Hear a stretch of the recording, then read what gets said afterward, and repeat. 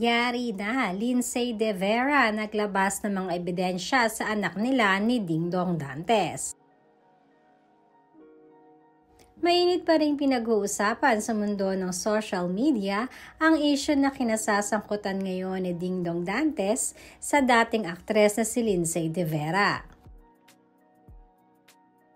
Lumalabas din ang mga balita na nais na di umanong tuldukan pa ni Marian Rivera ang kanilang pagsasama dahil na rin sa nasabing issue. Kaya naman sa naging fast talk sa programa nga ni Boy Abunda ay naitanong nito ang masiselan na questions kay Dingdong Dantes. Subalit sa naging interview ay itinanggi ng host actress na si Dingdong Dantes na hindi umano ito totoo. Subalit madaming netizens naman na nag-react at sinasabing bakit pa ang daming paligoy-ligoy ni Dingdong sa pagsagot, gayong hindi naman ito masabi ng diretsahan kaagad-agad.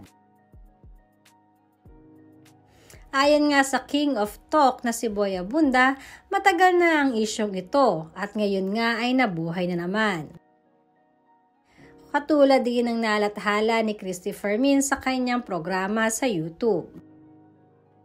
Ang mga naging kasagutan naman ni Dingdong ay umani ng iba't ibang reaksyon galing na rin sa mga netizens.